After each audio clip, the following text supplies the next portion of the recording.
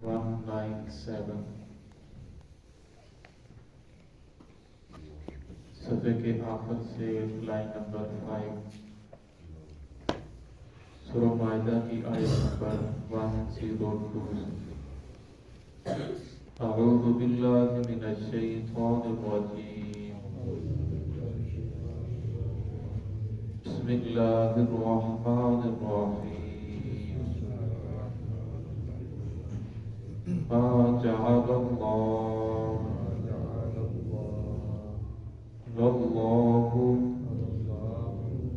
मिन बहीरतिन वला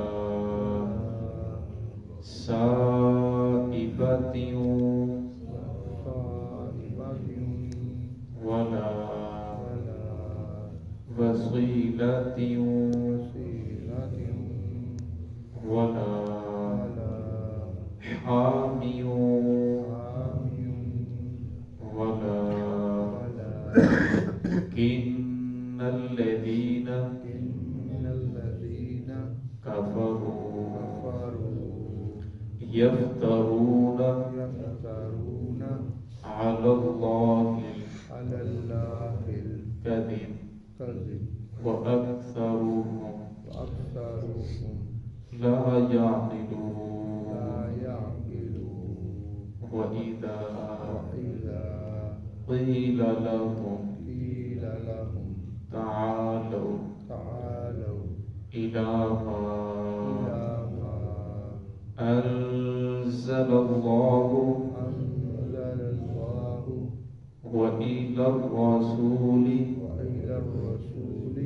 क़ालू हस्बुना मा वजदना अलैहि आबाअना अवलौ काना आबाउहुम ला यअलमूना शैअन वला यहतदून बिस्मिल्लाहिर्रहमानिर्रहीम मा जअलल्लाहु मिन बहीरतिन वला साइबतिन वला वसीलतिन वला हामिन वलाकिन्नल्लज़ीन कफ़रू यफ्तरून अलल्लाहिल कज़िब व अक्सरुहुम ला यअक़िलून व इज़ा क़ील लहुम तालौ इला मा अंज़लल्लाहु व इलर रसूली क़ालू हस्बुना मा वजदना अलैहि आबाअना अवलौ काना आबाउहुम ला यअलमूना शैअन वला यहतदून मा जअलल्लाहु मिन बहीरा नहीं बनाया अल्लाह रब्बुल इज़्ज़त ने किसी जानवर को बगीरा वला साहिबा त्यों ना ही साहिबा बनाया है वला वसीला त्यों ना ही किसी को वसीला बनाया वला हामिम ना किसी को हाम बनाया वलाकिन्नल्लज़ीना कफ़रू लेकिन वो लोग जो काफिर हैं यफ्तरून अलल्लाहिल कज़िब वो अल्लाह रब्बुल इज़्ज़त पर झूठ का इफ्तिरा बांधते हैं व अक्सरुहुम ला यअक़िलून और उनमें से जो अक्सर हैं वो समझ नहीं रखते अकल नहीं रखते व इज़ा क़ील लहुम तालौ जब उन्हें कहा गया आओ इला मा अंज़लल्लाह उस चीज़ की तरफ जो अल्लाह रब्बुल इज़्ज़त ने नाज़िल किया व इलर रसूल और रसूलुल्लाह सल्लल्लाहु अलैहि वसल्लम की तरफ क़ालू वो कहने लगे हस्बुना हमें काफ़ी है मा वजदना अलैहि आबाअना जिस पर हमने पाया अपने बाप दादा को अवलौ काना आबाउहुम अल्लाह ने फरमाया क्या उनके बाप दादा ला यअलमूना ना जानते हो किसी चीज़ को शैअन वला यहतदून और ना हिदायत याफ्ता हो तभी वो अपने बाप दादा की पैरवी करेंगे। इस पहली आयत के अंदर अल्लाह रब्बुल इज़्ज़त ने उन चीज़ों के बारे में हुक्म बयान फरमाया जो लोगों ने खुद अपने ऊपर हराम ठहराई थी, अल्लाह रब्बुल इज़्ज़त ने उन्हें हराम नहीं किया था। گزشتہ آیات کے اندر اللہ رب العزت نے مسلمانوں کو ایسی چیزوں سے سوالات کرنے سے منع فرمایا جس کا نہ دنیا کے اندر فائدہ نہ آخرت کے اندر فائدہ، بے جا سوالات کرنے اس سے منع فرمایا کہ ایسے ہی بے جا سوالات کر کے اپنے اوپر تنگی پیدا نہ کرو۔ اس آیت کے اندر اللہ نے شاہ فرمایا کہ اللہ نے تجھے چیزیں حرام نہیں ٹھہرائی، تم لوگوں نے اپنے اوپر کیوں ٹھہرا ڈالی، حلال کو حرام کیوں کرتے ہو۔ بحیرہ حضرت سعید بن مسیب جو رئیس التابعین میں سے، وہ فرماتے ہیں بحیرہ اس جانور کو کہا جاتا تھا کہ جس کے دودھ کو اللہ رب العزت کے نام پر وقف کر دیا جاتا اور بتوں کے نام پر وقف کر دیا جاتا کہ اب اس کا دودھ جو ہے وہ بتوں کے نام پہ ہی وقف ہوگا، کوئی انسان اس کے دودھ کو نہیں پی سکتا۔ جو اونٹنی مسلسل، جو اونٹنی گائے بکری کو جو بھی مادہ مسلسل بچے جنتی اور مادہ بچے جنتی، اگر 5واں بچہ اس کا نر ہوتا تو اس کے دودھ کو اس کو وقف کر دیا جاتا کہ اب یہ بتوں کے نام پر وقف ہے، یہ جو بھی کرے جہاں بھی جائے کوئی اسے چھیڑ نہیں سکتا تھا۔ ولا صاحبہ، صاحبہ اس جانور کو کہتے ہیں کہ جس کو سارے کے سارے کو بتوں کے نام پر وقف کر دیا جائے کہ اب یہ بتوں کے نام پر وقف ہے، پھر وہ لوگوں کا چارہ کھائے، لوگوں کو نقصان پہنچائے، کوئی اسے کچھ نہیں کہتا تھا۔ کیوں؟ کیونکہ یہ لات منات عزا اس کو خدا سمجھتے تھے، یہ تو اب خدا کی اونٹنی ہے، یہ تو لات کی اونٹنی ہے، یہ منات کی اونٹنی ہے، منات کی گائے ہے، لہذا اسے کچھ نہیں کہنا۔ وہ لوگوں کو نقصان بھی پہنچاتی تو اسے کچھ نہیں کیا جاتا، نہ اسے ذبح کرتے بلکہ وہ انہیں کے نام پر پھرتی رہتی۔ ولا وسیلہ، وسیلہ اس جانور کو کہتے ہیں کہ جس نے مسلسل بچوں کو جنم دیا اور 10 بچوں کو جنم دینے کے بعد پھر وہ اس اونٹنی کو چھوڑ دیتے کہ اس کا جو دودھ ہوتا تھا وہ مسافر لوگ تو پی سکتے تھے، اس کے علاوہ کوئی اس کا دودھ پی نہیں سکتا تھا، وہ بھی بتوں کے نام پر وقف ہوتی تھی۔ ولا حامہ، حامہ اس جانور کو کہتے ہیں کہ نر جانور جو 10 مرتبہ جفتی کرنے کے بعد اس کو کہتے تھے کہ اب اس کی پوچھ محفوظ ہو چکی ہے، لہذا اب نہ یہ کسی اور اونٹنی سے کسی اور مادہ سے جفتی کرے گا اور نہ ہی اسے کوئی انسان اسے نقصان پہنچا سکتا ہے، نہ اس کے اوپر سواری کر سکتا ہے، نہ اسے کام لے سکتا ہے، لہذا یہ بھی بتوں کے نام پر وقف ہے، یعنی وہ خدا سمجھتے تھے۔ تو اللہ رب العزت نے فرمایا کہ اللہ رب العزت نے ان چیزوں کو حرام نہیں ٹھہرایا بلکہ تم لوگوں نے خود ہی ان چیزوں کو حرام ٹھہرایا ہے۔ عابد بن لوہی آپ صلی اللہ علیہ وسلم نے فرمایا کہ سب سے پہلے بتوں کے نام کے اوپر اس نے جانور کو چھوڑا، یہ بتوں کے نام کے اوپر ہے۔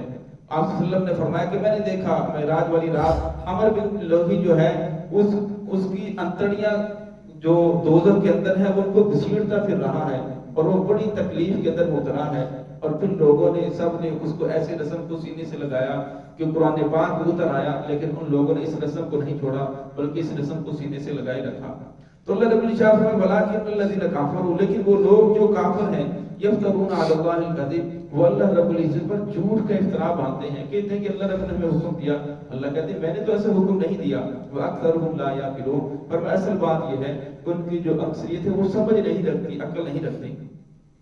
وَإِذَا قِيلَ لَهُمْ تَعَالُوا، آگے والی آیت کے اندر اللہ رب نے فرمایا کہ جب انہیں دعوت دی جاتی ہے، تعالوا، جب انہیں کہا جاتا ہے کہ آؤ اِلَىٰ مَا أَنزَلَ اللَّهُ، اس چیز کی طرف جو اللہ رب نے نازل فرمایا، وَإِلَى الرَّسُولِ، اور جو رسول اللہ صلی اللہ علیہ وسلم لے کر آئے اس کی طرف آ جاؤ، تو آگے سے کہتے ہیں قالوا حسبنا، ہمارے لیے کافی ہے، ما وجدنا علیہ آباءنا، جس پر پایا ہم نے اپنے باپ دادا کو، جو ہمارے باپ دادا کرتے تھے ہم بھی وہی کریں گے، لہذا ہم رسول اللہ صلی اللہ علیہ وسلم کی بات ماننے کے لیے تیار نہیں ہیں، قرآن کو ماننے کے لیے تیار نہیں ہیں۔ اللہ رب العزت اولو کان آباؤہم، اگرچہ ان کے باپ دادا جو تھے لا یعلمون، وہ اس چیز کو نہ جانتے ہو، انہیں کچھ علم نہ ہو، ولا یہتدون، وہ ہدایت یافتہ نہ ہو، تبھی بھی یہ لوگ انہیں کی مانیں گے۔ انہوں نے کہا ہم تو انہیں کی مانیں گے۔ بعض لوگ اس آیت کا غلط مطلب لیتے ہوئے کہتے ہیں کہ تقلید جائز نہیں ہے، یہ اسی طرح اس آیت سے وہ ثابت کرتے ہیں کہ کسی کی تقلید کرنا جائز نہیں ہے۔ اس مسئلے کو سمجھ لیں، تقلید کی 2 قسمیں ہیں، ایک قسم جائز ہے اور ایک قسم ناجائز ہے، حرام ہے۔ بعض لوگ دونوں کو آپس کے اندر گڑبڑ کر دیتے ہیں، حالانکہ ایسی بات نہیں ہے۔ تقلید کی پہلی قسم یہ ہے کہ ایک چیز قرآن پاک سے ثابت ہے، محمد رسول اللہ صلی اللہ علیہ وسلم کے فرمان سے ثابت ہے، اور اس کے بعد حدیث سے ثابت نہیں تو صحابہ کرام کے قول سے ثابت ہے، خلفائے راشدین ثابت ہے۔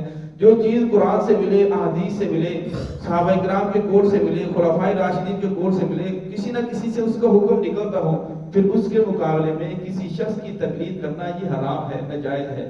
ہاں ایک چیز قرآن پاک سے آپ کو صراحت نہیں مل رہی، احادیث مبارکہ سے آپ کو صراحت نہیں مل رہی، اور پھر آپ کو خلفائے راشدین کے قول سے بھی وہ صراحت نہیں مل رہی، صحابہ کرام کے قول میں سے بھی کوئی حکم اس سے آپ کو ثابت نہیں مل رہا، تو پھر اس کے بارے میں مسئلہ یہ ہے کہ آپ کسی مجتہد کی اجتہاد کا اس کے اوپر عمل کر لیں. مجتہد جو اجتہاد کرتا ہے، جو حکم دے اس کے اوپر آپ عمل کر لیں.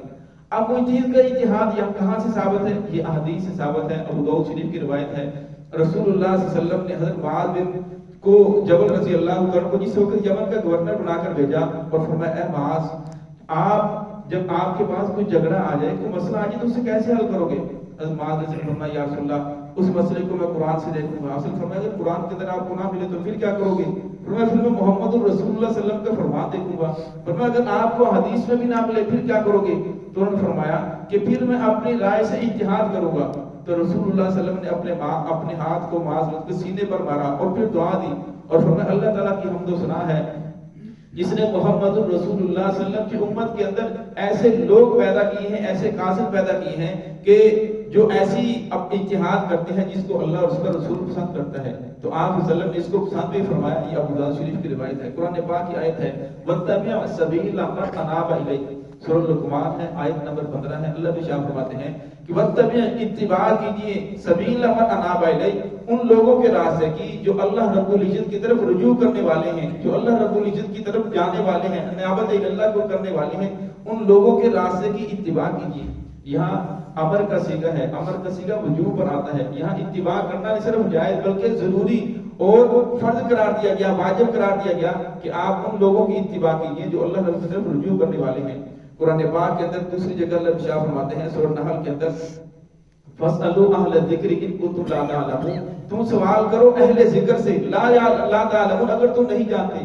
ایک مسئلے کے بارے میں آپ کو علم نہیں ہے تو فرمایا آپ کسی جاننے والے سے پوچھ لیں جس کو مسئلے کا علم ہے تو آپ اس سے پوچھ سکتے ہیں. تو اسی کا نام تقلید ہے. اب فرمایا یہ ٹھہرا کہ یہ کہنا ایسی تقلید جو قرآن پاک یہاں بیان کی گئی کہ ان کو کہا گیا کہ اللہ کی طرف آؤ، رسول اللہ صلی اللہ علیہ وسلم کی طرف آؤ، کہنے لگے ہم تو اپنے باؤ جادہ کو مانتے ہیں لہذا ہم اس کی طرف آنے والے نہیں ہیں. پر میں ایسی تقلید نہ حنفی کرتے ہیں، نہ شافعی کرتے ہیں، نہ حنبلی کرتے ہیں، نہ مالکی کرتے ہیں.